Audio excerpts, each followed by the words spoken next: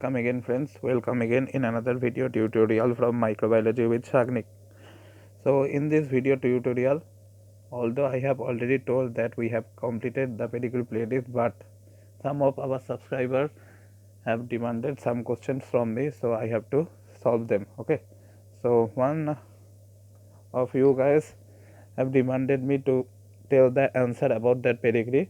It is a question from CSINet where they have told you to first of all determine what is the pattern of inheritance, okay, and then they have told you to determine if the in case of a second generation the individual 2 marries with individual 3, then what is the probability that their children will be affected, okay, and they have also told you to I have also told you to derive what will be the probability that this individual 2 and individual 3 have recessive allele, or in other word they can say to derive that in case of individual 2 what is the probability that it has a heterozygous genotype, and what is the probability for 3 also.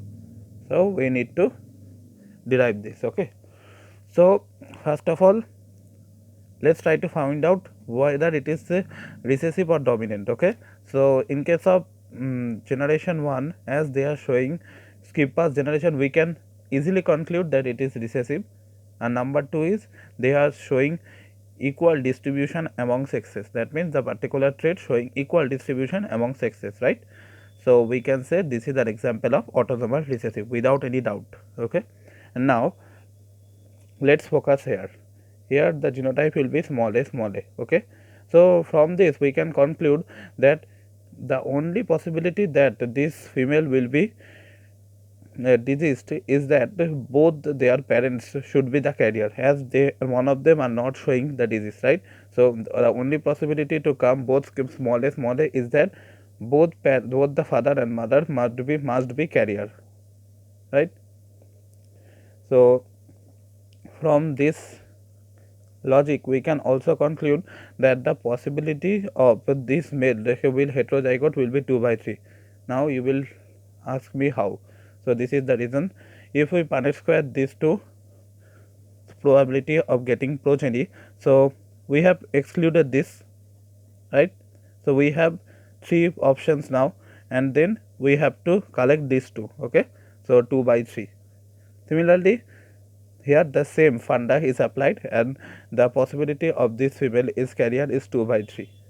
Okay, so now we have to find out what is the probability that their children will be diseased. So very simple, again we have to perform this Punnett square. So now our result will be 1 by 4. Why? Because we need to pick up this one. Okay, so what is the probability of that particular children will be affected? Now remember, in case of such type of problem you have to also consider the probability of their parents too, because this is all about probability. If all the three becomes what we can say, all the three becomes comes true in reality, then we can conclude that their progeny will be diseased. If some of their probability is changed, then the overall funda will be changed. Suppose if a small a, their genotype is not a small a, this particular progeny's mother genotype is somehow not a small a, then their progeny, suppose their genotype is a.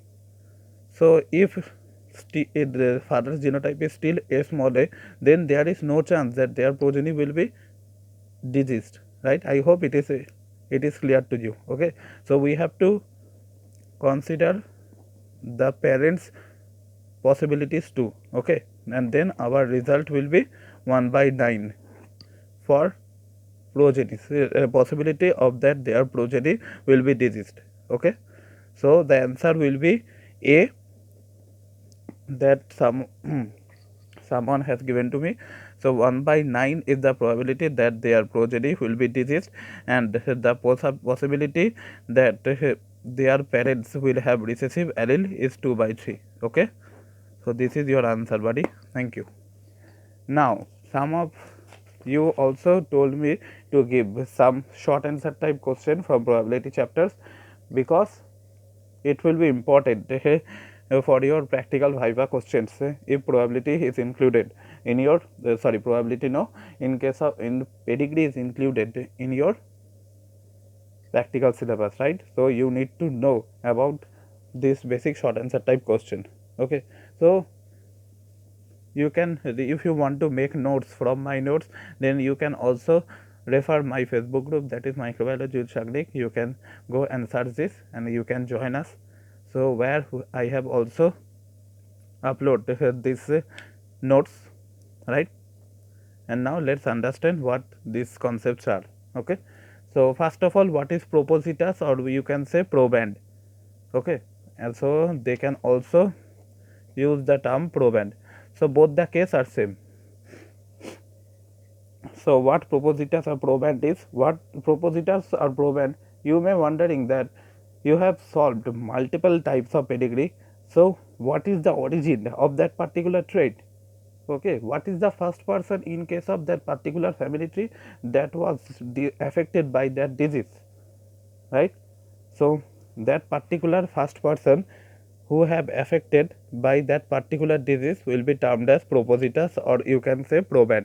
So proband or propositus is the person who made the attention of geneticist about the particular trait in the overall family tree. Okay, that means this was the first victim of the family tree. Okay, so that is the idea.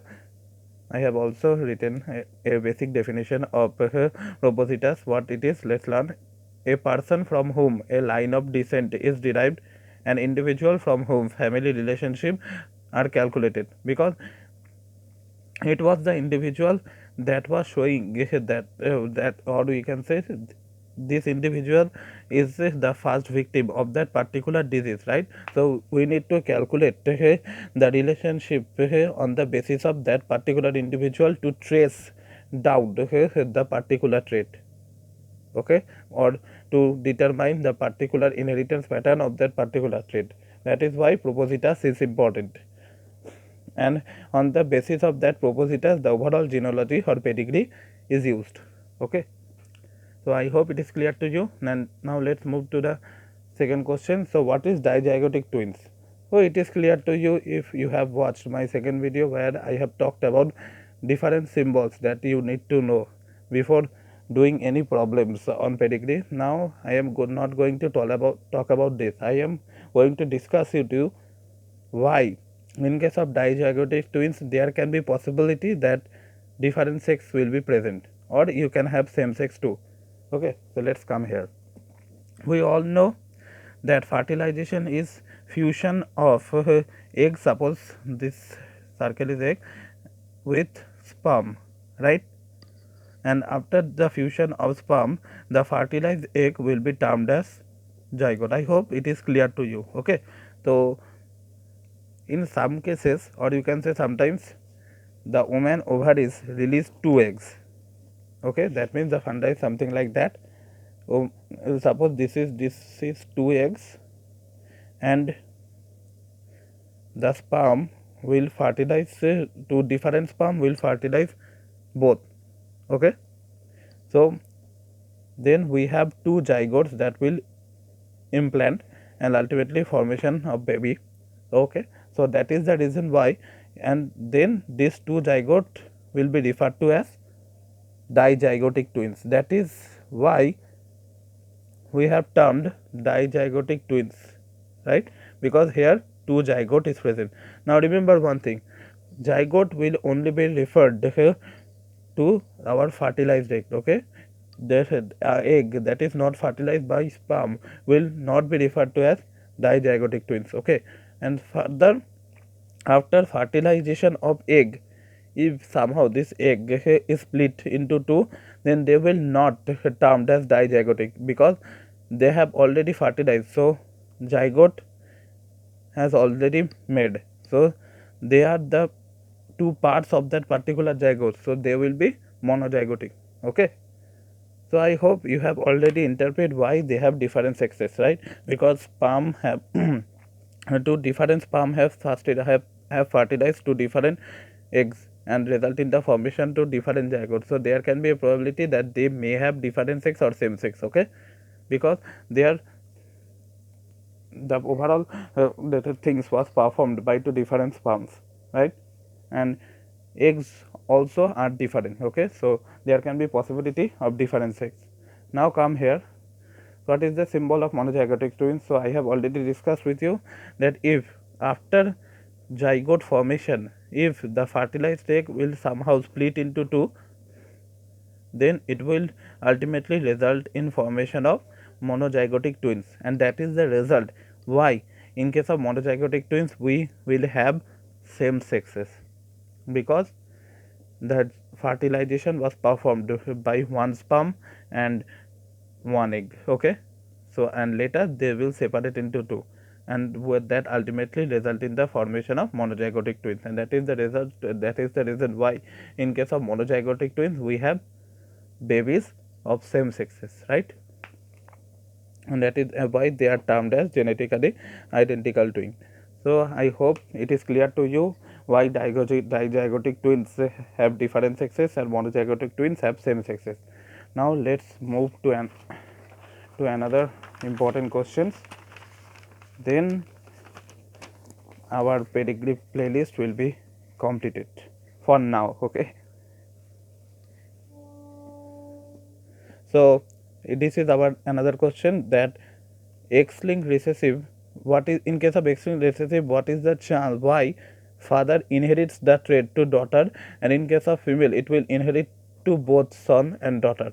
Now you have to understand one thing, that in case of father, if one the X is diseased, because we are talking about X-linked, then your father will be diseased, there is no funda of carrier, right? But in case of so there is a higher chance that father will give his X to his daughter and Y to its son, okay.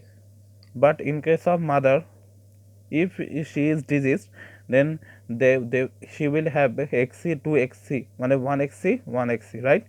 So there is a higher probability that she will have the ability, or we can say opportunity, to donate one XC to its son and one XC to its mother. That is the reason why there is usually a father inherits the trait to its daughter, and in case of female it will inherit it to both son and daughter, because she have 2xc if she is diseased, right?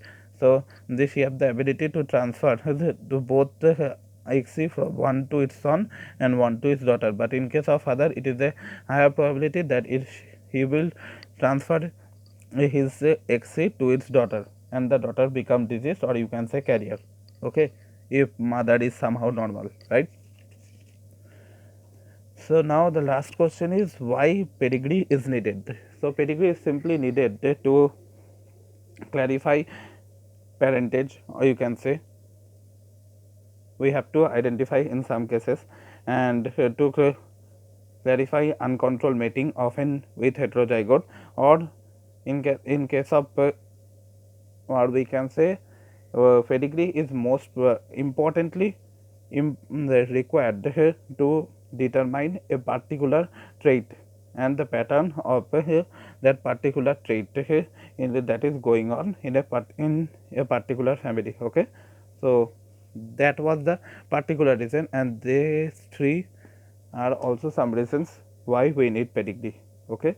So I hope you have enjoyed the overall pedigree lecture series, and it will be very helpful to you, and if it is, please like our videos, share with your friends, and subscribe my channel, okay. And if you want to know anything about pedigree, you can ask me either in the comment box, or you can also post the question in our Facebook group, and I can try my best to help you to solve this, okay. So goodbye for today, thank you.